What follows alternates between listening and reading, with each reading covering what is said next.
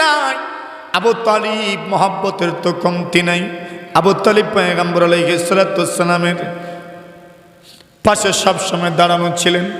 এইবার আবু তালিব বলেন, ভাতিজা তুমি তোমার পথে চলো, আমি দুঃখিত, আমি তোমাকে আর সামনে কোনো সহযোগিতা করতে পারছি না। আল্লাহর নবী বলেন, চাচাজি ঘাম আপনি বস দোয়া রাখিয়েন, আমাকে আমার মতো করে চলতে দেন, আপনি আপনার মতো করে থাকেন, কোনো অসুবিধা নাই। একটু দূরে নবী গেছেন, আবু তালিবের চোখ দিয়ে পানি পড়ে। ভাতিজাকে পিছন থেকে ডাক দিলেন, ভাতিজা ঘাম তুমি আর যেও না, চলে আসো। আমি তোমাকে অভয় দিয়ে বলতে চাই, তুমি তোমার দাওয়াতি কার্যক্রম পরিচালনা করতে থাকো। মনে রাখিও আমি চাচা তোমার সঙ্গে সর্বদা আছি। জোরে বলে এর ভাতিজা আমার, ব্যত সন্তুষ্ট হয় না, নিজেকে কোনোদিন নেখা মনে করিও না। তুমি তোমার দিনের প্রচার করতে থাকো। তোমাকে অভয় দিয়ে বলতে চাই, নিশ্চিন্তে থাকতে পারো। ওয়াল্লাহি লা ইয়াসিলু ইলাইকা বিজামইহিম হাত্তা উওয়াসসাদা ফিত তুরাবি দাফিনা। ভাতিজারে এরা সবাই মিলে তোমার সামান্য পরিমাণ ক্ষতি করতে পারবে না। যতদিন আমি জীবিত আছি ততদিন পর্যন্ত এরা সবাই তোমার কোনো ক্ষতি করতে পারবে না।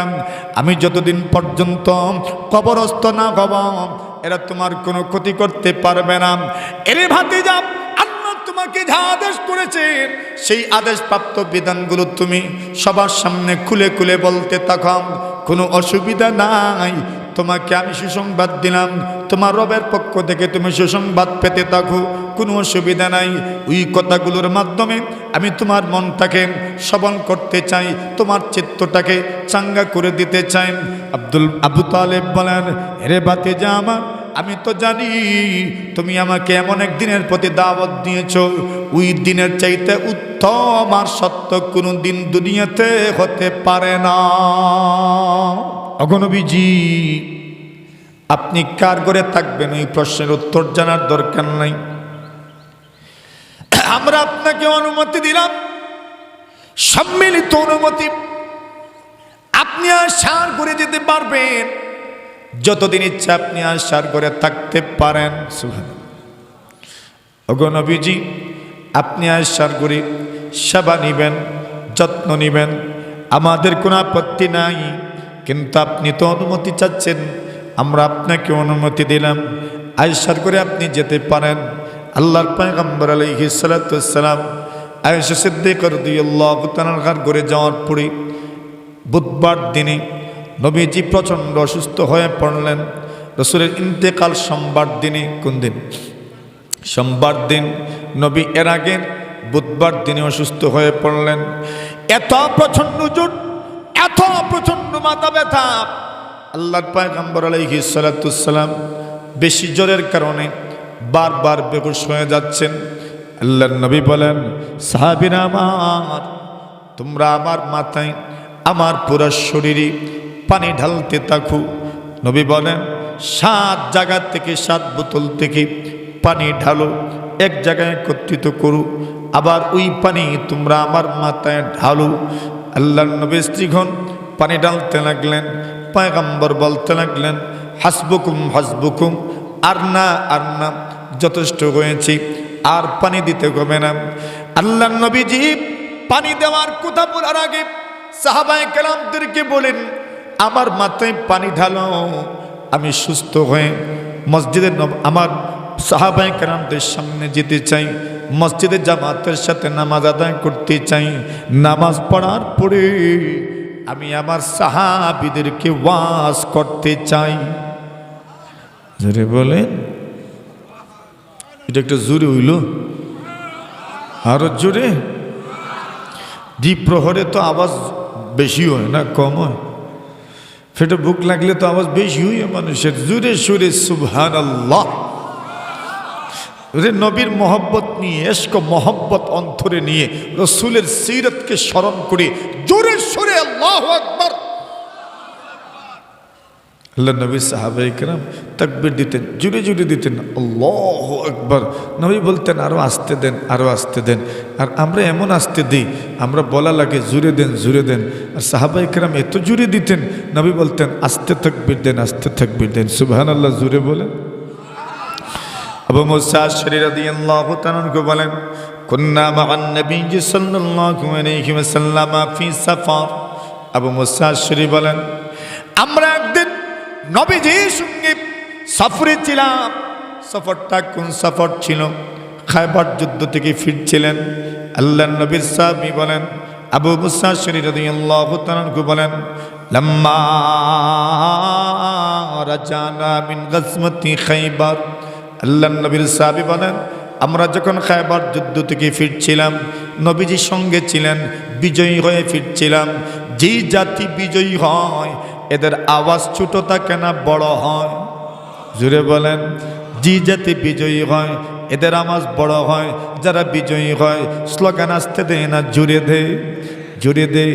আর নবী যদি সাথে থাকেন, লিডার যদি, নেতা যদি সঙ্গে থাকেন, তাহলে কর্মীদের আওয়াজ মাথেন না, জুড়ে কোন লিডার সাথে আছেন, নেতার সাথে আছেন, এই জন্য কর্মীদের আওয়াজ আরো বড় হয়ে যায়। আল্লাহর পয়গম্বর আলাইহিস সালাতু ওয়াসসালামের সঙ্গে কুন্না মা'আন নবী সাল্লাল্লাহু আলাইহি ওয়াসাল্লাম ফি সাফার। নবীর সঙ্গে আমরা সফরে ছিলাম, পয়গম্বরের সঙ্গে আমরা ফিরছিলাম, আমরা পয়গম্বর আলাইহিস সালাতু ওয়াসসালামের সঙ্গে হাঁটছিলাম। ফালাম্মা আশরাফনা আলা ওয়াদিন কাব্বারনা। আবু মুসা আশআরী বলেন, আমরা যখন উপরের একটা ভূমিতে গেলাম, একটা উপত্যকায় যখন চললাম, একটা উপত্যকায় যখন আমরা গিয়ে উঠলাম, আমরা জোরে জোরে তাকবীর দিতে লাগলাম। আরো জোরে তাকবীর কেমনে দেন? আরো জোরে, আরো জোরে। সবাই দেন একটু, সবার জবান খুলছেন আল্লাহু আকবার। আচ্ছা বলেন, এখন এত জোরে তাকবীর দিচ্ছেন, আল্লাহ নবী আলাইহিস সালাতু ওয়াসসালাম বলেন, বুখারী শরীফের রিওয়ায়াত, আবু মুসা আশআরী রাদিয়াল্লাহু তাআলা আনহু বলেন, ফালাম্মা আলাউনা কাব্বারনা। আমরা তাকবীর দিতে লাগলাম। তাকবীর কেমনে দিয়েছেন তা বললেন, কুলনা আল্লাহু আকবার, আল্লাহু আকবার, লা ইলাহা ইল্লাল্লাহ। আবু মুসা আশআরী বলেন, আমরা যখন উপরের দিকে উঠতে লাগলাম, বলতে লাগলাম আল্লাহু আকবার, আল্লাহু আকবার, লা ইলাহা ইল্লাল্লাহ। পয়গম্বর যখন শুনলেন জোরে জোরে তাকবীর দিচ্ছি, আমরা উচ্চ আওয়াজে তাকবীর বলছি, উচ্চ আওয়াজে আল্লাহু আকবার বলছি। আল্লাহ সবার চেয়ে বড়, উচ্চ আওয়াজে বলছি। মুমিন মুসলমান এদের অন্তরে আল্লাহ আছে, এদের অন্তরে আল্লাহ আছে, এদের জবানেও আল্লাহ আছে, এদের দিমাগের ভিতরেও আল্লাহ আছে, এদের মন মস্তিষ্কেও আল্লাহ আছেন, এদের মানসিকতার মধ্যে আল্লাহ আছেন, এদের মেধা মননে আল্লাহ আছেন। এই জন্য মুমিন মুসলমান যখন আল্লাহর নাম নেয় তখন উচ্চ আওয়াজেই নেয়। জুড়ে বলেন ঠিক না বে ঠিক? আপনি যখন আস্তে আস্তে দিবেন তখন দেখবেন এরা জয় শ্রীরাম বলবে। আরে কথা বলেন ঠিক না বে ঠিক? এরা জয় শ্রীরাম বলবে। তখন আপনার উচিত কি? আপনার উচিত দাঙ্গা নয়, আপনার উচিত এর চাইতে বড় আওয়াজে, উচ্চ আওয়াজে আল্লাহু আকবার বলা। কথা বলেন ঠিক না? বলেন আল্লাহু আকবার, আরো জোরে আল্লাহু আকবার। আল্লাহ সবার চেয়ে, আল্লাহ সবার চেয়ে। এখন বলেন আমরা তাকবীর দিচ্ছি আল্লাহু আকবার, আল্লাহু আকবার, এত জোরে তাকবীর দিচ্ছি। আল্লাহ রাসূল বলেন, আইয়ুহান নাস ইরবাউ আলা আনফুসিকুম। আল্লাহর নবী বলেন, এই লোকজন একটু আস্তে বলো, একটু আস্তে তাকবীর দাও, একটু আস্তে আল্লাহু আকবার বলো। ইন্নাকুম লা তাদউনা আসাম্মা ওয়ালা গায়িবা। তোমরা যাকে ডাকছো, যাকে তোমরা ডাকছো, যে আল্লাহকে স্মরণ করছো, উনি তো বধির নয়, উনি তো অনুপস্থিত নয়, উনি সব কিছু শোনেন, উনি সব সময় হাজির, সব জায়গায় হাজির, সর্বদা হাজির, সর্বদা উপস্থিত, সব জায়গায় উপস্থিত, তোমার ঘরে উপস্থিত, বাকিরে উপস্থিত, যেখানেই যাইবা সেখানেই আল্লাহ আছেন না নাই? আছেন। তাহলে এত জোরে জোরে বলার দরকার কি? নবী বলছেন আস্তে আস্তেই বলো সুবহানাল্লাহি ওয়া বিহামদিহি। তো কি বোঝা যাচ্ছে? সাহাবায়ে কেরামের আওয়াজ খুব ছোট ছিল না বড় ছিল? তবেই তো রাসূল বলছেন একটু আস্তে হলো। আবু মুসা আশআরী রাদিয়াল্লাহু তাআলা আনহু বলেন, আল্লাহ নবী আলাইহিস সালাতু ওয়াসসালামের একদম পিছনে ছিলাম আমি। নবীর যে বাহন ছিল ওই বাহনের একদম পিছনে আমি বসা ছিলাম। মনে করে বাইকের মধ্যে একজন সামনে একজন পিছনে, এত ধারাধারি এত কাছাকাছি আমি বসা অবস্থায় ছিলাম। আল্লাহ নবী আলাইহিস সালাতু ওয়াসসালামের একদম পিছনে আমি বসা, আর আমি মনে মনে পড়ছিলাম সুবহানাল্লাহ। কি পড়ছিলেন? উনি বলেন, ওয়া আনা আকুলু ফি নাফসি লা হাওলা ওয়ালা কুওয়াতা ইল্লা বিল্লাহিল আলিয়্যিল আযীম। মুখস্থ আছে তো? পড়েন, লা হাওলা ওয়ালা কুওয়াতা ইল্লা বিল্লাহিল আলিয়্যিল আযীম। আবু মুসা আশআরী বলেন, আল্লাহর পয়গম্বর শুনলেন আমি যেন পড়ছি, আল্লাহর পয়গম্বর শুনলেন কি যেন আমি পড়ছি, কিন্তু কি পড়ছি পয়গম্বরের কানে পৌঁছল না।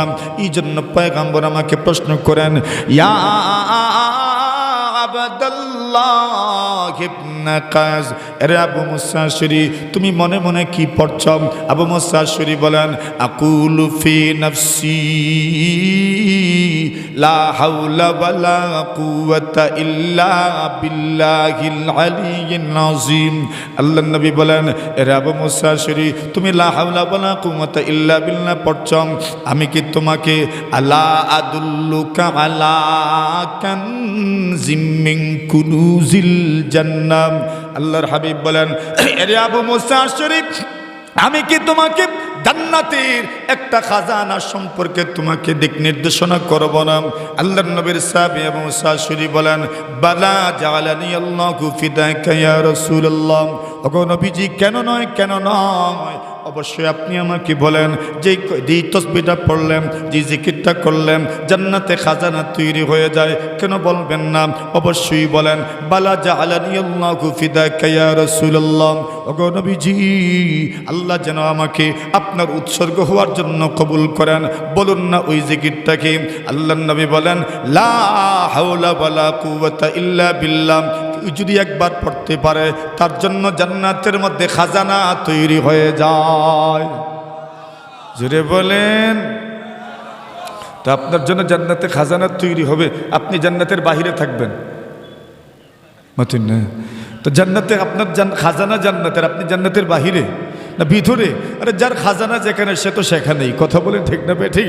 ইনডাইরেক্টলি রাসূল বলছেন তুমি জান্নাতি হবে। সুবহানাল্লাহ, জুড়ে বলেন। মানে ডাইরেক্ট বলছেন না রাসূলুল্লাহ, ইনডাইরেক্টলি বলছেন আপনি জান্নাতি হবেন, কারণ আপনার খাজানা জান্নাতে থাকবে, আপনি তো জান্নাতে থাকবেন। আপনার গাছ যদি জান্নাতে থাকে তো আপনি কি জান্নাতের বাহিরে থাকবেন? গাছ যেখানে, গাছের মালিকও সেখানে। তো রাসূল বলছেন আল্লাহ তার জন্য জান্নাতের মধ্যে খাজানা তৈরি করেন। এবার আসেন যে কথাটা বলছিলাম, আল্লাহু আকবার কবীরা সুবহানাল্লাহি বুকরাতুম ওয়া আসীলা। রাসূল আকরাম সাল্লাল্লাহু আলাইহি ওয়াসাল্লামের কথা আমরা বলছিলাম। নবী আকরাম সাল্লাল্লাহু আলাইহি ওয়াসাল্লামের সাহাবায়ে কেরাম, নবী আকরাম সাল্লাল্লাহু আলাইহি ওয়াসাল্লামের সাহাবায়ে কেরাম আল্লাহ রাসূল সাল্লাল্লাহু আলাইহি ওয়াসাল্লামের সামনে বসবেন। নবীজি চাচ্ছেন আমি আমার সাহাবায়ে কেরামদেরকে ওয়াজ করতে চাই, আমি আমার সাহাবায়ে কেরামদেরকে ওয়াজ করব। নবী আলাইহিস সালাতু ওয়াস সালাম এখন সুস্থ হইলেন। সুস্থ হওয়ার পরে জোহরের নামাজ মসজিদে নববীতে আদায় করলেন, আর মসজিদে নববীতে জোহরের নামাজ আদায় করে পয়গম্বর আলাইহিস সালাতু ওয়াস সালাম সুন্নতের পরে সাহাবায়ে কেরামদেরকে বললেন, আইয়ুহান নাসু ইলাইয়া, লোকজন সবাই আমার কাছে আসো। কি বলছে? মা তুই না রে, ওয়া লোকজন সবাই আমার কাছে আসো। ওই আমি যে জোহরের নামাজের পরে আপনারা কিছু দূরে দূরে বসা ছিলেন, আমি আপনাদেরকে বলছি কি মাতুন না, আপনারা সবাই কাছে আসেন। নবী আলাইহিস সালাতু ওয়াস সালাম জোহরের নামাজ মসজিদে নববীতে গিয়ে আদায় করলেন, আর মসজিদে নববীতে জোহরের নামাজ আদায়ের পরে এইবার সাহাবায়ে কেরামদেরকে সম্বোধন করে বলেন, আইয়ুহান নাসু ইলাইয়া, লোকজন আমার কাছে আসো। সুবহানাল্লাহি ওয়া বিহামদিহি। নবীজি যখন বলছেন আইয়ুহান নাসু ইলাইয়া, লোকজন আমার কাছে আসো, ফাসাবু ইলাইহি, আপনারা যেভাবে মানে যেভাবে ছিলেন প্রত্যেকেই উঠে উঠে সামনে এসেছেন। নবী আলাইহিস সালাতু ওয়াস সালামের সাহাবায়ে কেরাম সকলেই নবীজির কাছে জড়ো হয়ে গেছে। জোরে বলেন। নবীজির কাছে জড়ো হয়েছেন। তাহলে আপনারা একটু কষ্ট করে যে সামনে আসছেন, নবীর সুন্নতের উপর আদায় আমল হয়েছে। জোরে বলেন। সাহাবায়ে কেরামের সুন্নতের উপর আমল হয়েছে। সাহাবায়ে কেরামের সুন্নতের উপর আমল করতে রাজি নি আপনারা? জোরে বলেন, রাজি নি? সাহাবায়ে কেরামের সুন্নতের উপর আমল করতে রাজি তো? সাহাবায়ে কেরামের মাধ্যমেই তো দিন আমাদের পর্যন্ত পৌঁছেছে। কথা বলেন ঠিক না বেঠিক? আমাদের দিনের যে যুগসূত্র আছে, ওই যুগসূত্রের রাসূল সাল্লাল্লাহু আলাইহি ওয়াসাল্লামের আগে যারা, এরাই তো নবীর সাহাবায়ে কেরাম। কথা বলেন ঠিক না বেঠিক? মেরে মোহতরম হাজিরিনে কেরাম, এই সুন্দর আয়োজনে আপনারা আসছেন, বসছেন। আল্লাহ তাআলা আপনাদের দুনিয়া আখিরাত কামিয়াব করুক, বলেন আমিন। এখন সিরাতুন নবী সাল্লাল্লাহু আলাইহি ওয়াসাল্লাম, নবীর সিরাতের আপনি কি আলোচনা করবেন? কোন দিকে আপনি যাবেন? যেদিকেই যাবেন সেদিকেই নবী আলাইহিস সালাতু ওয়াসসালাম একজন আদর্শ মহামানব। কথা বলেন ঠিক না ঠিক?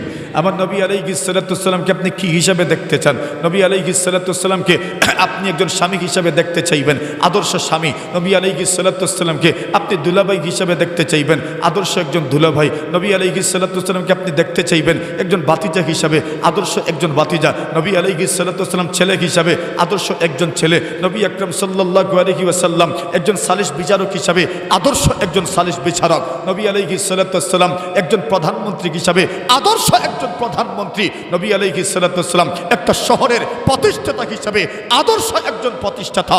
একজন নগর পিতা হিসাবে, আদর্শ একজন নগর পিতা। একজন মেয়র হিসাবে, আদর্শ একজন মেয়র। একজন প্রেসিডেন্ট হিসাবে, আদর্শ একজন প্রেসিডেন্ট। ঠিক কিনা? সবার অনুসৃত মহামানব মুহাম্মদুর রাসূলুল্লাহ সাল্লাল্লাহু আলাইহি ওয়াসাল্লাম, নবীজির কাছ থেকে সকলের আদর্শ নেওয়ার সুযোগ আছে না নাই? জোরে বলেন আছে। নবী আলাইহিস সালাতু ওয়াসসালাম মদিনা গেলেন, এটা ইয়াসরিব ছিল, নতুন নাম হইল মদিনাতুর রাসূল। নবী আলাইহিস সালাতু ওয়াসসালামের শহর, নতুন নগর রাষ্ট্র, নতুন রাষ্ট্র প্রতিষ্ঠা করলেন, একটা রাষ্ট্রের গোড়াপত্তন করলেন। মুহাম্মদুর রাসূলুল্লাহ সাল্লাল্লাহু আলাইহি ওয়াসাল্লাম উনি প্রেসিডেন্ট, উনি খেলাফতের মূল, উনি প্রেসিডেন্ট, উনি প্রধানমন্ত্রী, উনি গণপূর্তমন্ত্রী, উনি কাজিল কুজার, উনি চিফ জাস্টিস, উনি অর্থমন্ত্রী, উনি হোম মিনিস্টার, উনি পররাষ্ট্রমন্ত্রী। সব কিছুই উনি। তো দুনিয়ার সব পদবিওয়ালা মানুষের আদর্শ মুহাম্মদুর রাসূলুল্লাহ। ঠিক না বেঠিক? সবার আদর্শ নেওয়ার সুযোগ নেই। যারা গ্রামে বিচার আচার করেন, এদের কি আদর্শ মহানবীর মধ্যে নাই? মাথুন না আপনারা? যারা কোর্টে আদালতে মামলা মোকদ্দমার বিচার আচার করেন, এদের কি আদর্শ মুহাম্মদুর রাসূলুল্লাহর মধ্যে নাই?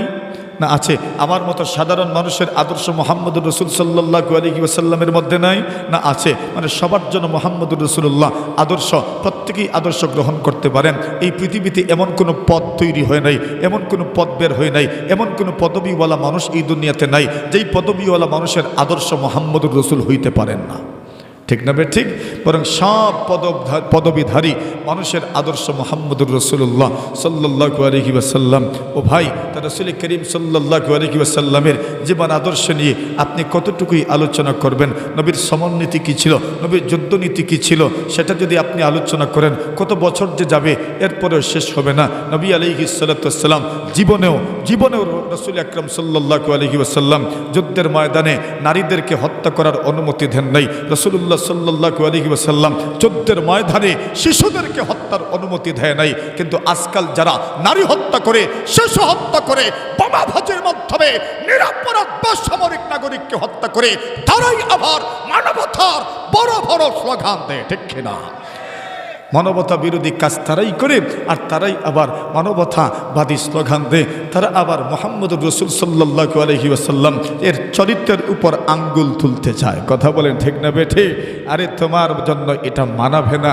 তুমি কে মুহাম্মদ সাল্লাল্লাহু আলাইহি ওয়াসাল্লাম সম্পর্কে আঙ্গুল তুলবা, যেই রাসূল যুদ্ধের ময়দানে পর্যন্ত রাহমাতুল লিল আলামিন শিশুদেরকে হত্যা করতে নিষেধ করেছেন, নারীদেরকে হত্যা করতে নিষেধ করেছেন। নিরপরাধ যারা, এদের উপর আক্রমণ করা যাবে না, আঘাত করা যাবে না। এটাই ইসলামের সৌন্দর্য। জোরে বলেন ঠিক না বে ঠিক?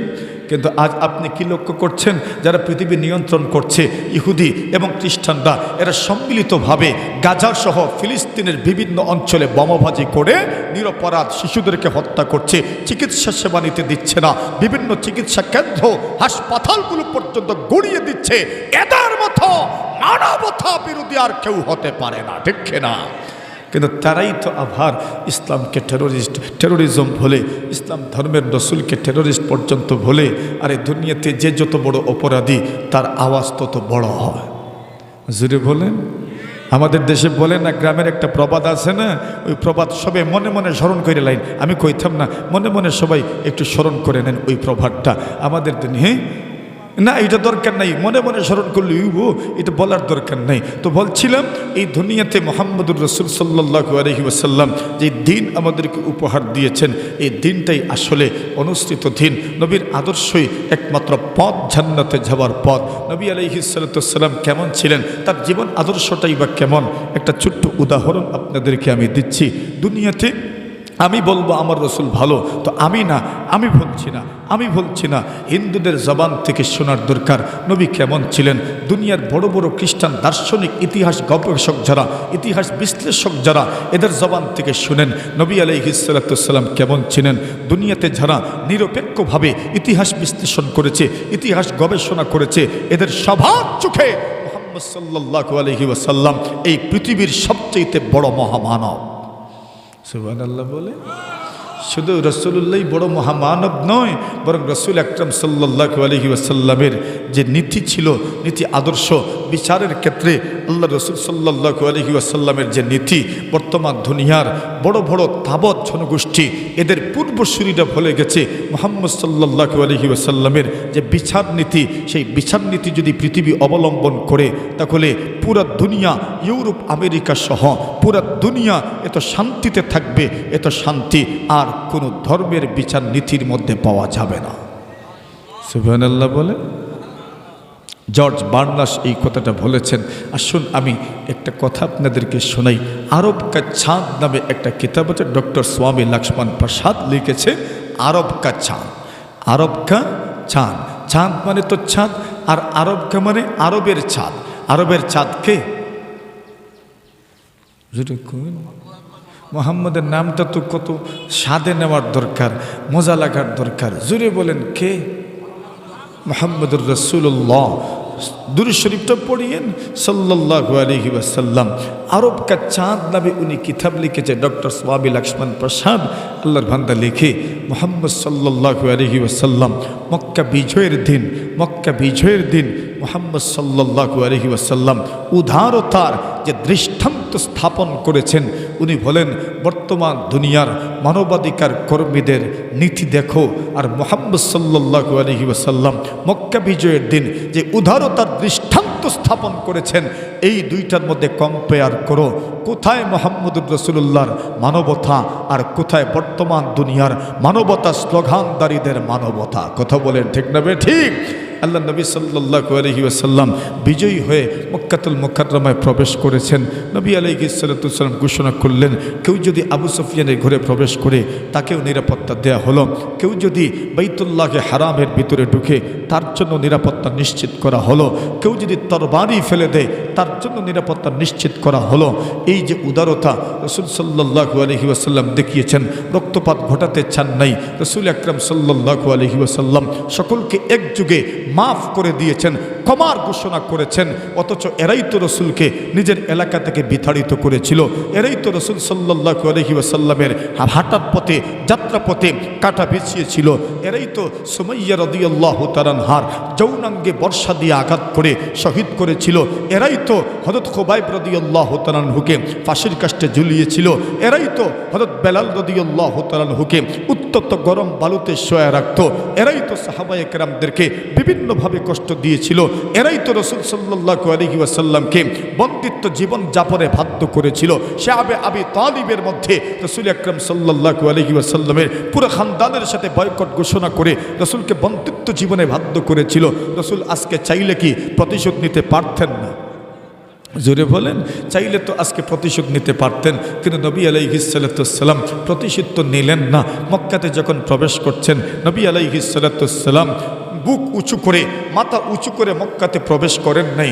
দুনিয়ার রাজা বাদশারা কোনো একটা এলাকা যখন বিজয় করে, কোনো একটা এলাকায় যখন তারা বিজয়ী হয়, আল্লাহ বলেন, ইন্নাল মুলুকা ইযা দাখালু ক্বরিয়াতান আফসাদুহা ওয়া জাআলু আইজ্জাতা আহলিহা আযিল্লা। আল্লাহ পরবর্তীকারে আলম বলেন, যখন রাজা বাদশারা কোনো এলাকা বিজয় করে আর ওই এলাকায় যখন এরা প্রবেশ করে, তখন কিভাবে প্রবেশ করে? বলছেন, এরা তো বড় বড় দাপ্পা দিয়ে প্রবেশ করে, এরা প্রবেশ করার সময় অহংকারে এরা প্রবেশ করে, দাম্ভিকতা নিয়ে প্রবেশ করে, অহমিকা নিয়ে প্রবেশ করে। শুধু এখানেই শেষ হয়ে গেলে তো ভালোই ছিল, কিন্তু না, এখানেই শেষ নয়। ও জাআলু আইজ্জাতা আহলিহা আজিল্লা, এরা ওই দেশটাকে নষ্ট করে দিতে চায়। এই দেশের সম্মানী যারা, এদেরকে জেলে ঢুকায়। এই দেশের সম্মানী যারা, এদেরকে হত্যা করে, এদেরকে মামলা দেয়, এদেরকে উপর হামলা করে, এদের ইজ্জত নষ্ট করে। এটাই তো হইল বিজয়ী জাতির আদর্শ। কিন্তু মহানবী সাল্লাল্লাহু আলাইহি ওয়াসাল্লাম মক্কাতে যখন প্রবেশ করছেন, মাথাটা পর্যন্ত উঁচু করেন নাই, দৃষ্টিটা পর্যন্ত উপরের দিকে নয়। আল্লাহ রাসূল সাল্লাল্লাহু আলাইহি ওয়াসাল্লাম তার উটের উপর আরোহণ করেছেন। নবী আলাইহিস সালাতু ওয়াসসালাম মাথা এমনভাবে ঝুঁকিয়েছেন, বলছেন রাসূলুল্লাহর দাড়ি মোবারক তার উটের পিঠে লাগতে শুরু করেছে, মাথাটা একদম নিচু। আল্লাহ রসুল মনে মনে পড়ছেন, স্লোগান টোগান নাই, রসুল মনে মনে পড়ছেন, তিলাওয়াত করছেন, ইন্না ফাতাহনা লাকা ফাতহাম মুবিনা। ওই সূরা তিলাওয়াত করছেন, ইযা জাআ নাসরুল্লাহি ওয়াল ফাত ওয়া রাআইতান নাসা ইয়াদখুলুনা ফি দীনিল্লাহি আফওয়াজা ফাসাব্বিহ বিহামদি রাব্বিকা ওয়াস্তাগফিরহু ইন্নাহু কানা তাওয়াবা। আল্লাহ বলেন, হে রাসূল, যখন আপনার কাছে সাহায্য আসবে, যখন আপনি বিজয়ী হবেন এবং আপনি যখন দেখবেন ওয়া রাআইতান নাস ইয়াদখুলুনা ফি দীনিল্লাহি আফওয়াজা, আপনি যখন দেখবেন লোকজন ইসলাম ধর্মে দলে দলে প্রবেশ করছে, আপনি তখন কি করবেন? আপনার করণীয় কি? আপনার কর্মসূচি কি? ফাসাব্বিহ, আপনি আল্লাহর পবিত্রতার বর্ণনা করেন, বিহামদি রাব্বিকা, আপনার রবের প্রশংসা করেন, ওয়াস্তাগফিরহু, আপনি মাফি চান, ক্ষমা প্রার্থনা করেন। সুবহানাল্লাহ। আল্লাহ রাসূল সাল্লাল্লাহু আলাইহি ওয়াসাল্লাম বিজয়ী হয়েছেন। নবী আলাইহিস সালাতু ওয়াসসালাম এবার সুবহানাল্লাহ পড়ছেন, তাসবিহ পড়ছেন, আলহামদুলিল্লাহ পড়ছেন, আল্লাহর শুকরিয়া আদায় করছেন, ইস্তেগফার করছেন। যদি আমার থেকে কোনো ভুল ত্রুটি হয়ে যায়, কি জানি আমি কারো উপর, আমার সাহাবীদের পক্ষ থেকে যদি কেউ কারো উপর জুলুম হয়ে যায়, মক্কার কোনো মানুষকে যদি হত্যা করে ফেলেন, হত্যা করা তো জায়েজ ছিল, কিন্তু নবী আলাইহিস সালাতু ওয়াসসালাম এরপরেও মানবিকতা, উদারতার কারণে আল্লাহর কাছে আল্লাহ তাআলা বলছেন, আপনি আল্লাহর কাছে চাইতে থাকেন, তাসবিহ পড়তে থাকেন, আল্লাহর প্রশংসা করতে থাকেন। এইভাবে আপনি প্রবেশ করেন। নবীজি প্রবেশ করলেন, মাথাটা পর্যন্ত উঁচু নয়। এটা হইল ইসলামের বিজয় ইতিহাস, ইসলামের মক্কা বিজয়। মেরে মুহতারাম হাজিরিন, ডক্টর স্বামী লক্ষ্মণ প্রসাদ বলেন, মুহাম্মদুর রাসূলুল্লাহ মক্কা বিজয়ের দিন যে আদর্শ দেখিয়েছেন, যে সহিষ্ণুতা দেখিয়েছেন, পুরা দুনিয়ার গোটা মানব জাতির মধ্যে এমন দৃষ্টান্ত মিলানো যাবে না। ঠিক কিনা? আরে কথা বলেন, ঠিক কিনা? তাহলে মুহাম্মদুর রাসূলুল্লাহর আদর্শ কেমন, তার সিরাত কেমন, সেটা আপনি কেমনে বুঝবেন? শুনেন, আরেকটা কথা বলি। এখন আমাদের হাকিমুল ইসলাম কারি তাইয়িব সাহেব রাহিমাহুল্লাহু তাআলা লিখেন, উনি উত্তরপ্রদেশের লখনউতে, ভারতের উত্তরপ্রদেশ, সেই উত্তরপ্রদেশের লখনউতে, উত্তরপ্রদেশের আয়তন প্রায় 3 লক্ষ বর্গ কিলোমিটার। কত? আর বাংলাদেশের মাত্র 56,000। এখন এক উত্তরপ্রদেশের আয়তন আর মধ্যপ্রদেশ আর রাজস্থানের আয়তন তো প্রায় 4,17,000। তো কিছু টের পাচ্ছেন কত বড় দেশ তাদের? আমাদের বাংলাদেশ মাত্র 56,000। এখন রাসূল করিম সাল্লাল্লাহু আলাইহি ওয়াসাল্লামের সিরাতের উপর একটা কনফারেন্স হচ্ছে লখনউতে, উত্তরপ্রদেশের লখনউতে। সিরাতুন নবী সাল্লাল্লাহু আলাইহি ওয়াসাল্লাম কনফারেন্স। হযরত কারি তাইয়িব সাহেব রাহিমাহুল্লাহু তাআলা দারুল উলুম দেওবন্দের 53 বৎসরের মুহতামিম। কত বছর? 53 বছরের মুহতামিম কারি তাইয়িব সাহেব রাহিমাহুল্লাহু তাআলা, কারি সাহেব রাহিমাহুল্লাহু তাআলা ওই সময় দারুল উলুম দেওবন্দের মুহতামিম। উনি হইলেন সিরাতুন নবী সাল্লাল্লাহু আলাইহি ওয়াসাল্লামের মুখ্য আলোচক, প্রধান অতিথি। কি প্রধান অতিথি? উনি লখনউতে সিরাতুন নবী সাল্লাল্লাহু আলাইহি ওয়াসাল্লাম, নবীজির সিরাতের উপর বক্তব্য দিবেন, নবীজির সিরাতের উপর আলোচনা পেশ করবেন। নবীজির সিরাতের উপর আলোচনা সবার মুখ্য অতিথি, প্রধান আলোচক কারি তাইয়িব সাহেব রাহিমাহুল্লাহু তাআলা। উনি বলেন, সেখানে যাওয়ার পরে আমি যখন লিফলেটটা দেখলাম, প্রচার মাধ্যম যেটা প্রচার করা হয় লিফলেটের মাধ্যমে, পোস্টারের মাধ্যমে, আমি যখন প্রচারপত্র দেখলাম, ওই প্রচারপত্রের মধ্যে দেখলাম প্রধান অতিথি তো আমি, কিন্তু এই সিরাতুন নবী কনফারেন্সের সভাপতি হচ্ছেন একজন পুলিশ কমিশনার, যিনি হিন্দু। যিনি কি? হিন্দু। উনি হচ্ছেন এই অনুষ্ঠানের সভাপতি। এখন কারি তৈয়ব সাহেব রাহিমাহুল্লাহ তাআলা বলেন, আমার কাছে বিষয়টা কেমন যেন মনে হলো যে একটা সিরাতুন নবী কনফারেন্স, আর সেখানে আমিও অতিথি, আর একজন হিন্দু পুলিশ কমিশনার উনি সভাপতি, ওনার সাদারতিতে এই সম্মেলনটা অনুষ্ঠিত হচ্ছে। আচ্ছা, উনি নবীর সিরাত সম্পর্কে কী বা জানবে, আর উনি বক্তব্যটা কী বা দিবে? বড় আশ্চর্য হইলেন। কারি সাহেব রাহিমাহুল্লাহ তাআলা বলেন, কিন্তু আমি এর চেয়ে বেশি আশ্চর্য হইলাম এরপরে। সুবহানাল্লাহ। মানে আমার আশ্চর্য তো আরও বাকি রইল। আমি এতটুকু যে আশ্চর্য হয়েছি, এর চেয়ে বেশি আশ্চর্য আমার জন্য অপেক্ষা করছিল। উনি আসতে পারেন নাই, তবে উনি লিখিত বক্তব্য প্রেরণ করেছেন। সিরাতুন নবীর উপর ওনার সভাপতির বক্তব্য, সমাপনী বক্তব্য উনি পেশ করবেন, কিন্তু উনি আসতে পারেন নাই। লিখিতভাবে ওনার বক্তব্য পাঠিয়েছেন, ওনার পক্ষ থেকে ওনার প্রতিনিধি বক্তব্য পাঠ করেছেন। কারি সাহেব রাহিমাহুল্লাহ তাআলা লেখেন, আমি ওনার বক্তব্যটা খুব গভীর মনোযোগে শুনলাম। উনি ওনার বক্তব্যে লিখেছেন দুটি কথা। প্রথম কথা যে মুহাম্মদুর রাসূল সাল্লাল্লাহু আলাইহি ওয়াসাল্লামের সিরাতের উপর আলোচনা, এই গুরুত্বপূর্ণ সভাতে আমি মুহাম্মদ সাল্লাল্লাহু আলাইহি ওয়াসাল্লাম সম্পর্কে দুটি বক্তব্য দিতে চাই। এক নম্বর বক্তব্য, মুহাম্মদুর রাসূলুল্লাহর সিরত, তার জীবন আদর্শ এমন এক জীবন আদর্শ যেই জীবন আদর্শে আঙ্গুল রেখে সমালোচনা করার কোনো সুযোগ নাই। জোরে বলেন, আরো জোরে বলেন। মহানবী সাল্লাল্লাহু আলাইহি ওয়াসাল্লামের আদর্শ এমন এক আদর্শ যেই আদর্শের কোনো একটা দিক নিয়ে সমালোচনার কোনো সুযোগ নাই। কে বলছে? একজন হিন্দু বলছে। একজন হিন্দু বলছেন, উনি শিক্ষিত মানুষ, পুলিশ কমিশনার, অবশ্যই ইতিহাস পড়েছেন, নিরপেক্ষভাবে উনি ইতিহাস পড়েছেন, গবেষণা করেছেন, বিশ্লেষণ করেছেন। উনি লিখেছেন মুহাম্মদ সাল্লাল্লাহু আলাইহি ওয়াসাল্লামের সিরাত নিয়ে আঙ্গুল তোলার কোনো সুযোগ না। এক প্যারা। দুই নম্বর প্যারা, বাস্তবতা তো এমনই, নবী আলাইহিস সালাতু ওয়াস সালামের সিরাতের উপর, তার জীবন আদর্শের উপর আঙ্গুল তোলার কোনো সুযোগ নাই। আরে দুনিয়াতে একদল মানুষ তো থাকবে নবী বিদ্বেষী। কথা বলেন ঠিক না বেঠিক? জোরে বলেন। আল্লাহ বলেন, এদের ব্যাপারে এত টেনশন করিও না। ওয়াজাহাদু বিহা ওয়াস্তাইকানাতহা আনফুসুহুম যুলমান ওয়া উলুওয়া। এরা যদিও জবান দিয়ে অস্বীকার করে, কিন্তু এদের দিল কিন্তু ইসলামের প্রত্যেকটা বিধানকে, ইসলামের রসুলকে পর্যন্ত সত্য মনে করে। ঠিক না? এরা সবটাই সত্য মনে করে, রসুলকেও সত্য রসুল মনে করে, কিন্তু অস্বীকার কেন করে? অস্বীকার করার পিছনে কারণ হইল, যদি মোহাম্মদকে মেনে নেয় নেতৃত্ব আর থাকবে না। কথা বলেন ঠিক না ঠিক? ওরা নেতৃত্বে পাগল, নেতৃত্ব নিতে চায়। যদি মোহাম্মদকে মেনে নেয় নেতৃত্ব তো আর থাকবে না। এই জন্য এরা কোনোভাবে রসুলকে মানতে পারে না, কিন্তু তাদের দিল বলে মোহাম্মদ সত্য। সুবহানাল্লাহ বলেন। আবু তালিব কি জানতেন না? মাথেন না আপনারা?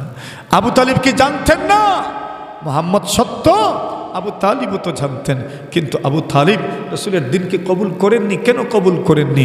না করার পিছনে কারণ হইল, জীবনের শেষে বাপদাদার দিন ছেড়ে যেতে চাই না। ঠিক না বেঠিক? উনি তো জানতেন মোহাম্মদের ধর্ম সঠিক। ওয়াল্লাহি লা ইয়াসিলু ইলাইকা বিজামইহিম, ওয়াল্লাহি লা ইয়াসিলু ইলাইকা বিজামইহিম হাত্তা ওয়াসাদা ফিত তুরাবি দাফিনা ফাসদা বিআমরিকা মা আলাইকা গাদাতুন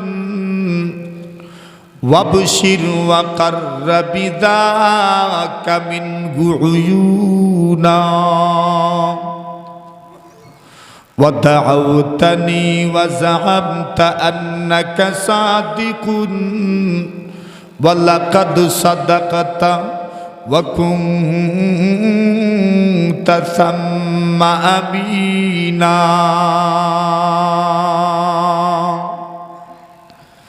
ودعوتني وعرفت أنه মিন খাইরি আদিয়ানিল বারিয়াতি দীনা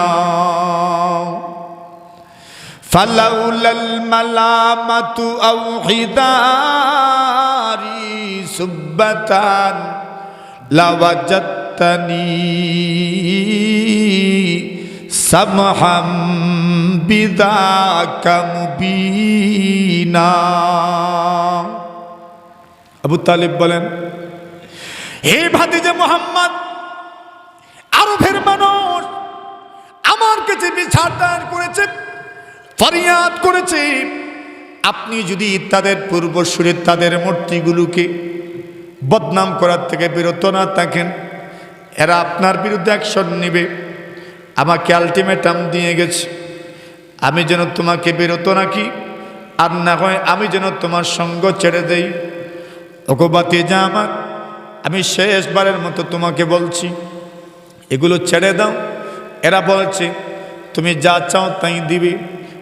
তোমাকে যদি তুমি চাও, নেতা হতে চাও, পরা আরবের নেতা তারা মেনে নিবে। যদি সুন্দরী চাও, পরা আরবের সুন্দরী তোমাকে দা গোবে। যদি বাদশাহী চাও, সব কিছু দা গোবে। আল্লাহ নবী জবাব দিলেন, এক হাতে চন্দ্র এক হাতে সূর্য যদি রাখা হয়, এরপরও আমি আমার আল্লাহর দিনের প্রচার থেকে একটা কদম পিছপা হব না। জোরে বলেন সুবহানাল্লাহ। আবু তালিব বলেন, ভাতিজা, তবে হ্যাঁ, তুমি তোমার পথ ধরো, আমি তোমাকে সহযোগিতা করতে পারবো না। আল্লাহর নবীর ওয়ালিদে মাতরম দুনিয়াতে নাই।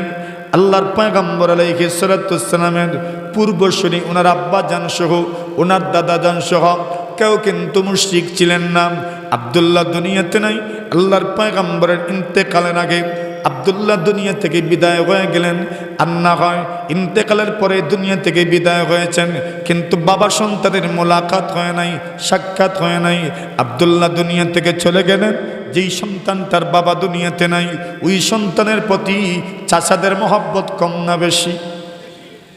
বলেন, চাচাদের মহব্বত তো বেশি। আল্লাহর নবী মুহাম্মদ রাসূলুল্লাহ আব্দুল্লাহ দুনিয়াতে নাই, আবু তালিব মহব্বতের তো কমতি নাই। আবু তালিব পয়গম্বর আলাইহিস সালাতু ওয়াস সালামের পাশে সবসময় দাঁড়ানো ছিলেন। এইবার আবু তালিব বলেন, ভাতিজা, তুমি তোমার পথে চলো, আমি দুঃখিত, আমি তোমাকে আর সামনে কোনো সহযোগিতা করতে পারছি না। আল্লাহর নবী বলেন, চাচাজি ঘাম, আপনি বস দোয়া রাখিয়েন, আমাকে আমার মতো করে চলতে দেন, আপনি আপনার মতো করে থাকেন, কোনো অসুবিধা নাই। একটু দূরে নবী গেছেন, আবু তালিবের চোখ দিয়ে পানি পড়ে। ভাতিজাকে পিছন থেকে ডাক দিলেন, ভাতিজা ঘাম, তুমি আর যেও না, চলে আসো। আমি তোমাকে অভয় দিয়ে বলতে চাই, তুমি তোমার দাওয়াতি কার্যক্রম পরিচালনা করতে থাকো। মনে রাখিও, আমি চাচা তোমার সঙ্গে সর্বদা আছি। জোরে বলে, এরে ভাতিজা আমার, ব্যত সন্ত্রস্ত হয় না, নিজেকে কোনোদিন নেখা মনে করিও না। তুমি তোমার দিনের প্রচার করতে থাকো। তোমাকে অভয় দিয়ে বলতে চাই, নিশ্চিন্তে থাকতে পারো। ওয়াল্লাহি লা ইয়াসিলু ইলাইকা বিজামইহিম হাত্তা উওয়াসসাদা ফিত তুরাবি দাফিনা। ভাতিজারে, এরা সবাই মিলেও তোমার সামান্য পরিমাণ ক্ষতি করতে পারবে না। যতদিন আমি জীবিত আছি ততদিন পর্যন্ত এরা সবাই তোমার কোনো ক্ষতি করতে পারবে না। আমি যতদিন পর্যন্ত কবরস্থ না হব, এরা তোমার কোনো ক্ষতি করতে পারবে না। এরে ভাতিজা, আল্লাহ তোমাকে যা আদেশ করেছেন সেই আদেশপ্রাপ্ত বিধানগুলো তুমি সবার সামনে খুলে খুলে বলতে থাকো, কোনো অসুবিধা নাই। তোমাকে আমি সুসংবাদ দিলাম, তোমার রবের পক্ষ থেকে তুমি সুসংবাদ পেতে থাকো, কোনো অসুবিধা নাই। ওই কথাগুলোর মাধ্যমে আমি তোমার মনটাকে সবল করতে চাই, তোমার চিত্তটাকে চাঙ্গা করে দিতে চাই। আবু তালেব বলেন, এরে ভাতিজা আমার, আমি তো জানি তুমি আমাকে এমন এক দিনের প্রতি দাওয়াত দিয়েছ, ওই দিনের চাইতে উত্তম আর সত্য কোনো দিন দুনিয়াতে হতে পারে না। এটা আমার জানা আছে। যদি এই দুনিয়াতে মানুষ আমার ভৎসনা করবে, আমার নিন্দা করবে, অত মানুষ আমাকে গালি দিবে, এই বিষয়টার ভয় যদি না থাকতো লাওয়াজাত্তানি সামহাম বিদাকা মুবিনাম, আপনি দেখতেন আমি আপনার দিনকে কবুল করে নিতাম, কিন্তু লোকজন আমাকে গালি দিবেন, লোকজন আমার মালামত করবে, ভৎসনা করবেন, নিন্দা করবেন, এই জন্য আমি ইচ্ছা থাকলেও তোমার দিনকে কবুল করতে পারছি না। আবু তালিবও জানেন মুহাম্মদের দিন সঠিক, সবাই জানে মুহাম্মদের দিন সঠিক, এরপরেও কেন মানতে চায় না? ওয়াজাহাদু বিহা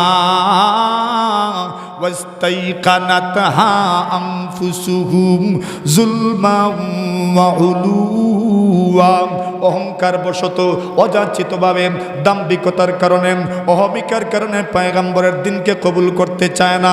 এদের ভিতরে অহংকার, এদের ভিতরে অহমিকা, এই জন্য পয়গম্বর আলাইহিস সালাতু ওয়াস সালামের দিনকে গ্রহণ করতে চায় না। নতুবা সবার জানা আছে মুহাম্মদের দিন সঠিক, মুহাম্মদ সত্য রসুল, কোনো সন্দেহ নাই, ঠিক কিনা? এটা তো এদের জানা আছে মুহাম্মদ যে সত্য রসুল। এখন দেখেন ওই হিন্দু পুলিশ কমিশনার উনি বক্তব্য লিখছেন, বক্তব্যের প্রথম ফেরাতে বলেছেন মুহাম্মদের জীবন আদর্শে আঙ্গুল রাখার মতো কোনো সুযোগ, জোরে বলেন হা। 2 নম্বর প্যারায় উনি লিখেছেন মুহাম্মদকে চিনতে জানতে হলে সরাসরি মুহাম্মদকে ধারণ করার ক্ষমতা দুনিয়ার কোনো মানুষের নাই। সুবহানাল্লাহ বলেন। সরাসরি মুহাম্মদুর রাসূল সাল্লাল্লাহু আলাইহি ওয়াসাল্লামকে ধারণ করার ক্ষমতা দুনিয়ার কোনো মানুষের নাই। সরাসরি সূর্যের দিকে তাকাতে পারবেন? জোরে বলেন। আরে সরাসরি সূর্যের দিকে তাকাতে পারবেন? সরাসরি সূর্যের দিকে তাকাতে পারবেন না। আবার নবী আলাইহিস সালাতু ওয়াস সালামের উদাহরণ যেন সূর্য। সুবহানাল্লাহ বলেন। কিসের মতো? সূর্যের মতো। আয়েশা তো বলেই ফেলছেন সূর্য যে লানার শামসুন ওয়ালিল আফাকি শামসু ওয়া শামসি খায়রুম মিন শামসিস সামাই শামসুন নাসি তাতলু বা'দা ফাজরিন বা'দাল ফাজরি ওয়া শামসি তাতলু বা'দাল ইশাই। এর পৃথিবীর মানুষ, এই পৃথিবীর একটা সূর্য আছে, আমি আয়েশার আলাদা একটা সূর্য আছে। আয়েশা দাবি করে বলেন শামসি খায়রুম মিন শামসিস সামাই, আমার সূর্য দুনিয়ার সূর্যর চেয়ে 1000 গুণ উত্তম। দুনিয়ার মানুষের সূর্য ফজরের পরে উদিত হয়, ওয়া শামসি তাতলু বা'দাল ইশাই, আর আমার সূর্য উদিত হয় ঈশার নামাজের পরে। জোরে বলেন সুবহানাল্লাহ। এই জন্য আল্লাহ তাআলা কোরআনে মাজিদের মধ্যে কসম করেন ওয়াদ-দুহা ওয়াল-লাইলি ইযা সাজা। ওয়াদ-দুহা মানে আল্লাহ নবীজির সৌন্দর্যের কসম, আল্লাহ নবীজির সৌন্দর্যের কসম। তুহা মানে সূর্যের কিরণ, সূর্যের তাপ। তো রসুলকে সূর্যের সাথে আল্লাহ তুলনা করেছেন। কোনো তাফসীরের কিতাবের মধ্যে তো এই কথা স্পষ্ট আছে, সূরাতুদ দুহা এই সূরার এক নাম হইল সূরাতু মুহাম্মদ, আর সূরাতুল লাইলের নাম সূরাতু আবি বকর, আবু বকরের সূরা। এই সূরার মধ্যে আবু বকরের কিছু গুণের কথা এখানে আছে। তো আবু বকরের সূরা শুরু হয়েছে ওয়াল লাইলি ইদা সাজা, লাইল দ্বারা, রাত দ্বারা। কেন আবু বকরের জীবনের শুরুতে হয়তো উনি অন্ধকারে ছিলেন, এরপরে আলো পাইছেন, আর নবীজির জীবনের শুরু থেকে শেষ পর্যন্ত শুধু আলো আর আলো। জোরে বলেন না সুবহানাল্লাহ। তাহলে সূর্যের দিকে সরাসরি তাকানো যায় না। এইবার হিন্দু পুলিশ কমিশনার লেখেন মুহাম্মদুর রাসূলকে ধারণ করার ক্ষমতা দুনিয়ার কোনো মানুষের নাই। মুহাম্মদুর রাসূলকে যদি ধারণ করতে চাও, তাহলে যারা সরাসরি উনার কাছ থেকে পড়ালেখা করেছেন, উনার কাছ থেকে শিখেছেন, মিশকাতে নবুওয়াতের আলো সরাসরি যারা পেয়েছেন, সরাসরি যারা আলো পেয়েছেন, ওই তবকায়ে সাহাবা, এদেরকে দেখো, এদেরকে ধারণ করো। সাহাবায়ে কেরামদেরকে যদি চিনতে পারো, জানতে পারো, রসুলের জীবন আদর্শ তুমি জানতে পারবে। সুবহানাল্লাহ জোরে বলেন। সরাসরি রসুলকে ধারণ করতে পারবো না, সাহাবায়ে কেরামদেরকে দেখো। হিন্দু পুলিশ কমিশনার লিখে তো মুহাম্মদুর রাসূলকে সরাসরি ধারণ করার সক্ষমতা কারো নাই। নবীর সাহাবায়ে কেরামদেরকে দেখো। গাছ তোমার পরিচয় কি? কিসে মিলব? মাতুন আপনারা কিসের মাধ্যমে মিলে? ফলের মাধ্যমে মিলে। গাছের পরিচয় কি? মুহাম্মদুর রাসূল কেমন গাছ ছিলেন? ফলের মাধ্যমে মিলবে। মুহাম্মদুর রাসূল সাল্লাল্লাহু আলাইহি ওয়াসাল্লাম কেমন মানুষ তৈরি করেছেন, তার লুকগুলো দেখুন, তার তৈরিকৃত মানুষদেরকে দেখেন। যদি এদেরকে দেখতে পারেন তবেই আপনি বুঝতে পারবেন মুহাম্মদুর রাসূল কত বড় মহামানব। জোরে বলেন ঠিক না ঠিক? মুহাম্মদুর রাসূল কত বড় মহামানব। বলছেন হিন্দু পুলিশ কমিশনার বলেন মুহাম্মদুর রাসূলের বিশেষ করে আবু বকর আর ওমর, এই দুই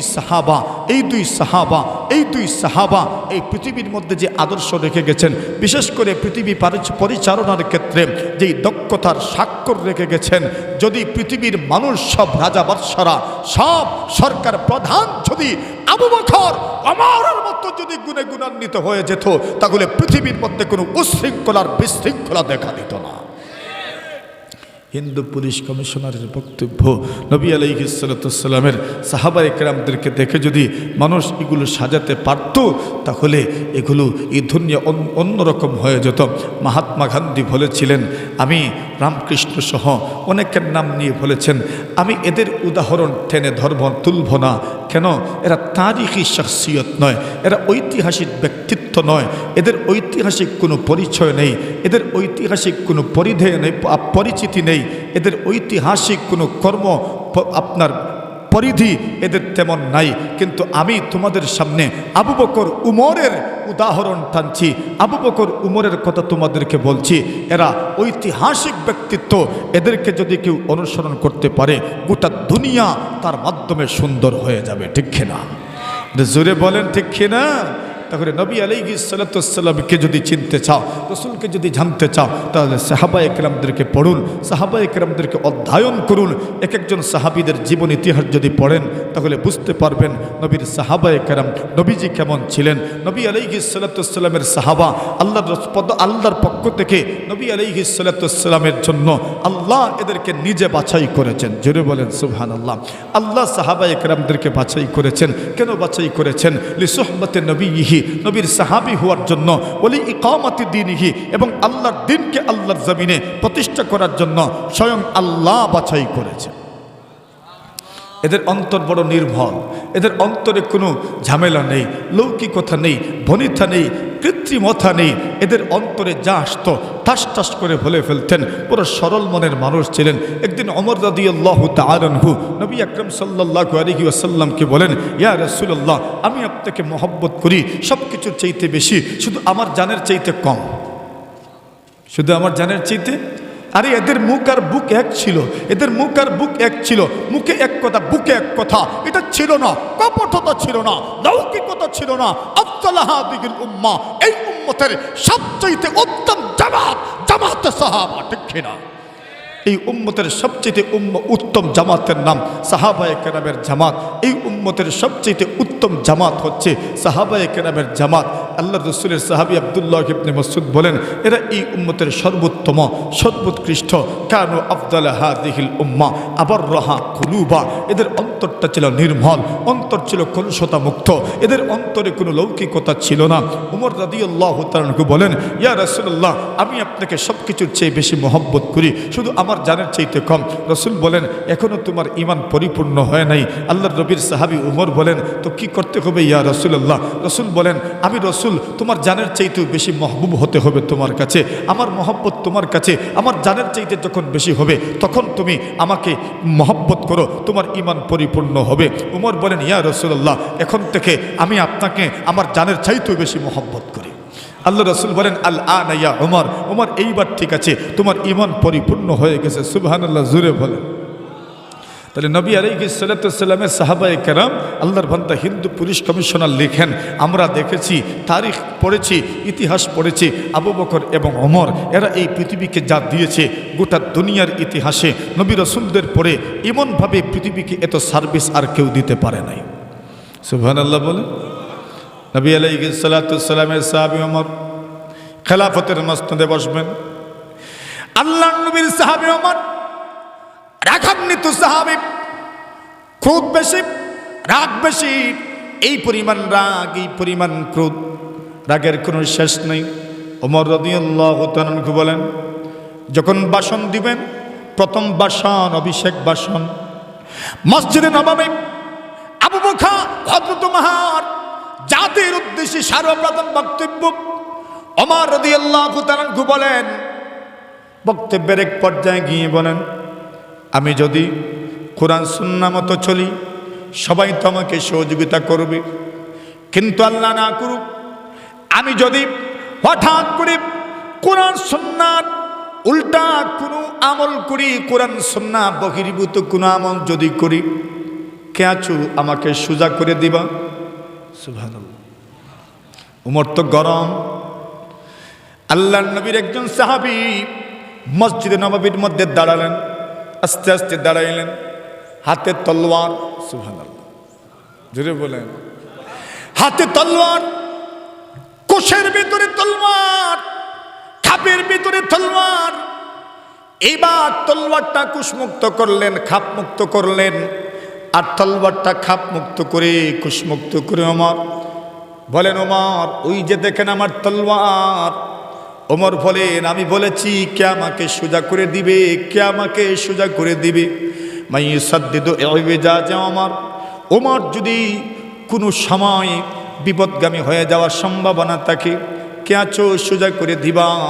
আল্লাহর নবীর সাহাবী বলেন, ওই যে তাকায় দেখেন আমার তলোয়ার। ওমর বলেন, সোজা কে করবে বলো, তলোয়ার কেন দেখাও?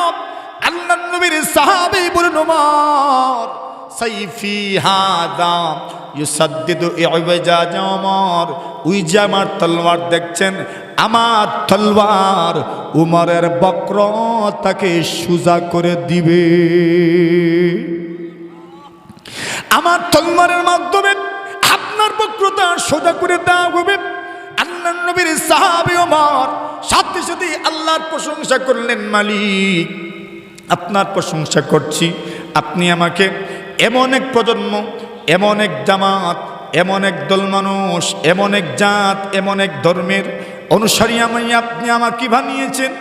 এমন এক দেশের, এমন এক আয়তনের প্রেসিডেন্ট, প্রধানমন্ত্রী, আমিরুল মুমিনিন, খাদিম আমাকে বানিয়েছেন, সুযোগ দিয়েছেন, যে উম্মতের প্রত্যেকটা মানুষ তাদের প্রেসিডেন্টকে সোজা করে দেওয়ার ক্ষমতা রাখে। সুবহানাল্লাহ। যে উম্মতের প্রত্যেকটা মানুষ তাদের প্রেসিডেন্টকে সোজা করে দেওয়ার ক্ষমতা রাখে। আল্লাহর প্রশংসা করলেন। আমার ভাইয়েরা, বন্ধুরা, এই জন্য আসেন, আল্লাহর বান্দা লেখেন, যদি এই দুনিয়া সাহাবায়ে কেরামদের অনুসরণ করতে পারত, বিশেষ করে আবু বকর, ওমর, হযরত ওসমান, হযরত আলী, হযরত আমির মুআবিয়া রিদওয়ানুল্লাহি তাআলা আলাইহিম আজমাইন, উমর ইবনে আব্দুল আজিজ, হাসান ইবনে আলী রিদওয়ানুল্লাহি তাআলা আলাইহিম আজমাইন, এদের যদি অনুসরণ করতে পারে এই পৃথিবী অটোমেটিক সুন্দর হয়ে যাবে। এরা যে নীতিতে রাষ্ট্র পরিচালনা করেছেন, যদি এই পৃথিবীর রাষ্ট্রনায়কগণ যদি তাদের এই পলিসির সামনে নিয়ে আসেন, পুরাটা পৃথিবী শান্তির পৃথিবীতে রূপান্তর হয়ে যাবে, ঠিক কিনা? আমার আল্লাহ তাআলা সাহাবায়ে কেরামদের প্রশংসা করতে গিয়ে সূরাতুল ফাতহের মধ্যে বলেন, মুহাম্মাদুর রাসূলুল্লাহ। মুহাম্মদ কার রাসূল? জোরে বলেন, আরো জোরে বলেন। মুহাম্মাদুর রাসূলুল্লাহ। মুহাম্মদ কার রাসূল? আল্লাহর রাসূল। আল্লাহ পাকে কারি মুহাম্মাদুর রাসূলুল্লাহ কেন বলেন? আল্লাহর নবী যে মুহাম্মাদুর রাসূলুল্লাহ সাল্লাল্লাহু আলাইহি ওয়াসাল্লামের নামের পরে হুদাইবিয়ার সন্ধির মধ্যে রাসূলুল্লাহ শব্দ তারা লিখতে দেয় নাই। এরা বলে রাসূলুল্লাহ লিখতে পারবেন না, মুহাম্মদ ইবনে আব্দুল্লাহ লিখেন। আল্লাহর পয়গম্বর বলেন, আলী মুহাম্মদের পর থেকে রাসূলুল্লাহ শব্দ কেটে দাও। আলী রাদিয়াল্লাহু তাআলা বলেন, ওগো নবীজি, যেই হাতে রাসূলুল্লাহ লিখেছি ওই হাত দিয়ে আমি রাসূলুল্লাহ কাটতে পারবো না। এটা আবেগ, এটা ভালোবাসা, এটার নাম হইল শ্রদ্ধা। আল্লাহর নবী বলেন, আমাকে দেখাও কোন জায়গায় রাসূলুল্লাহ লেখা। নবীজি নিজে হাতে কেটে দিলেন। আল্লাহ বলেন, ওগো নবী আমার, আপনার মনে হয় মনটা খারাপ হইতে পারে, রাসূলুল্লাহ শব্দ লিখতে দিল না, মুহাম্মাদুর রাসূলুল্লাহ সন্ধি নামের ভিতরে রাসূলুল্লাহ লিখতে দিল না, তো কি হইল? আমি আল্লাহ তাআলা কোরআনে মাজিদের মধ্যে রাসূলুল্লাহ শব্দ আপনার নামের পরে যোগ করে দিলাম। পুরা দুনিয়া শেষ হয়ে যাবে, এরপরেও রাসূলুল্লাহ শব্দ মিটানো যাবে না, ঠিক কিনা? আল্লাহ ভার বলেন, ওয়াল্লাযীনা মাআহু, যারা মুহাম্মদ সাল্লাল্লাহু আলাইহি ওয়াসাল্লামের সঙ্গী সাথী, অর্থাৎ সাহাবায়ে কেরাম, এদের গুণগান আল্লাহ করেছেন, এদের প্রশংসা আল্লাহ করেছেন। আশিদ্দাউ আলাল কুফার, এরা বেঈমানদের বিরুদ্ধে কঠোর। রুহামাউ বাইনাকুম, পারস্পরিক এদের মধ্যে মিল মহব্বত আছে। আল্লাহ বলেন তারাহুম রুকআন সুজ্জাদা, আল্লাহ বলেন নবী এদের আমলের প্রশংসা আমি করছি। আপনি দেখবেন এরা রুকু করে, এরা সিজদা করে, রুকু অবস্থায় দেখবেন, সিজদা অবস্থায় দেখবেন। আল্লাহ সাহাবায়ে কেরামদের আমলের প্রশংসা করলেন। এইবার মনে প্রশ্ন জাগতে পারে, দুনিয়াতে তো কত মানুষ লোক দেখানোর জন্য নামাজ পড়ে, লোক শোনানোর জন্য নামাজ পড়ে। আল্লাহ বলেন না না, ইয়াবতাগুনা ফাদলাম মিনাল্লাহি ওয়া রিদওয়ানা। আল্লাহ ভালো কোন মেজে এদের নামাজ, এদের রুকু, এদের সিজদা একমাত্র উদ্দেশ্য হলো আল্লাহর পক্ষ থেকে অনুগ্রহ পেতে চায় এবং মহান আল্লাহর সন্তুষ্টি অর্জন করতে চায়। রিয়া নয়, লোক দেখানো নয়, লোক শোনানো নয়। আল্লাহ বলেন সীমাহুম ফি উজুহিহিম মিন আসারিস সুজুদ, এদের চেহারার মধ্যে তাদের অন্তরের তাকওয়ার প্রভাব ফুটে ওঠে। জোরে বলেন সুবহানাল্লাহ। আল্লাহ রাসূল বলেন এদের চেহারার মধ্যে আসর আছে, প্রভাব আছে।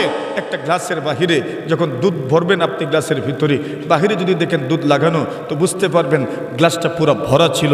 কাপের বাহিরে যদি দেখেন ছাপ পড়ে আছে, লেগে আছে, বুঝতে পারবেন গ্লাসটা ভরা ছিল। তো বলছেন এদের বাহিরে যখন সিজদার আসর পাওয়া যায়, তাকওয়ার প্রভাব পাওয়া যায়, আসর পাওয়া যায়, প্রমাণিত হয় যে এদের অন্তর তাকওয়ায় ভরা। জোরে বলেন না সুবহানাল্লাহ। আল্লাহ তাদের তাকওয়ার প্রশংসা করেছেন। উলাইকাল্লাযীনা ইমতাহানাল্লাহু কুলুবাহুম লিত্তাকওয়া, আল্লাহ এদের অন্তরকে পরীক্ষা করেছেন কিসের উপর? তাকওয়ার উপর। ফলাফল কি? আল্লাহ তাআলা বলছেন এরা 100-র মধ্যে 100 নম্বর পেয়ে পাস করেছে। নবী পরীক্ষা করেন নাই, পরীক্ষা নিয়েছেন কে? আল্লাহ তাআলা পরীক্ষা নিয়েছেন। আপনাদের এখানে বড় মাদ্রাসা আছে, এখানে সেন্টারও আছে, পরীক্ষা কে নেন? আল্লাহ তাআলা পরীক্ষা নেন। আল্লাহ তাআলা পরীক্ষা নিয়েছেন কেন? বলে নিজের ছাত্রের পরীক্ষা নিজে যদি নেন তো মানুষ বলবে নিজের ছাত্রই জন্য নম্বর বেশি দিয়ে ফেলছেন, পাস দিয়েছেন। বলেন না না, আপনি ফাইনাল জামাতের পরীক্ষার্থী, আপনার পরীক্ষা নেবেন অন্য কেউ। সুবহানাল্লাহ। এই কথা বলার সুযোগ নেই। স্বজনপ্রীতি করছেন মনে হয়, পাস দিয়েছেন। না না, অন্যজন পরীক্ষা নিয়েছেন। নবী আপনি পড়াইয়েছেন আর আপনি তরবিয়ত করেছেন, পরিচর্যা করেছেন, পরীক্ষা নিয়েছে আমি আল্লাহ। জোরে বলেন সুবহানাল্লাহ। আল্লাহ পরীক্ষা নিয়ে বলেছেন এরা সবাই 100-র 100 পেয়ে উত্তীর্ণ হয়েছে। সুবহানাল্লাহ। তাহলে যাদের প্রশংসা আল্লাহ করেছেন এদের সমালোচনা কোনো মুসলমান করতে পারে না। আরে কথা বলেন ঠিক না? ঠিক। আল্লাহ এদের প্রশংসা করেছেন। কেউ যদি এরপরে করে সে জ্ঞানী নয়, সে নিশ্চিত জ্ঞান পাপী। কথা বলেন ঠিক না? জ্ঞান পাপী ছাড়া আর কিছু হইতে পারে না। মেরে মুহতারাম হাজিরিন, এই জন্য আসুন নিজের জবানকে পবিত্র রাখার দরকার। রসুল বলছেন ওয়ালা আনা আখিরু হাদিহিল উম্মতি আউওয়ালাহা, একটা সময় আসবে পরবর্তী প্রজন্ম পূর্ববর্তী প্রজন্মকে গালিগালাজ করবে, লাআন তাআন করবে। সময় এসে গেছে যে যতটুকু আপনার লাগাল পায় না আমাদের দেশে বলে, সে ততটুকুতে খাজুয়ানির চেষ্টা করে। ঠিক না বেঠিক? চুলকানির চেষ্টা করে। যেখানে লাগাল মিলে না এখানে চুলকাইতে নাই, মধ্যখানে আরেক জায়গায় হাত লাগবো, খালো যাইব, চুলকানিও চুলকানির জায়গা থাকবো। ঠিক না বেঠিক? এই জন্য যতটুকু লাগাল মিলে না এতটুকুতে যাইতে নাই। আল্লাহ তাআলা আমাদেরকে আজমতে সাহাবা এবং আল্লাহর আম্বিয়া আলাইহিমুসসালামের ইসমত, এই আকীদা পোষণ করে আমাদের জান কবজ যেন করেন। সবাই বলেন আমিন। আল্লাহ তাআলা নবী আলাইহিসসালাম এবং তার সাহাবায়ে কেরামের ইজ্জত, হুরমত, আজমতকে যেন কিয়ামত পর্যন্ত বহাল রাখেন। যত মানুষ আল্লাহ নবীর ইজ্জত এবং সাহাবায়ে কেরামের ইজ্জতের উপর আক্রমণ করতে চাইবে আমরা তাদের বিরুদ্ধে অবস্থান নিবই। কথা বলেন ঠিক কিনা? আমরা তাদের বিরুদ্ধে অবস্থান নিব। আমাদের কলম চলবে, আমাদের জবান চলবে। কথা বলেন ঠিক কিনা? আল্লাহ তাআলা আমাদেরকে কবুল করুক। আমিন। ওয়া আখিরু দাওয়ানা আনিল হামদুলিল্লাহি রাব্বিল আলামিন।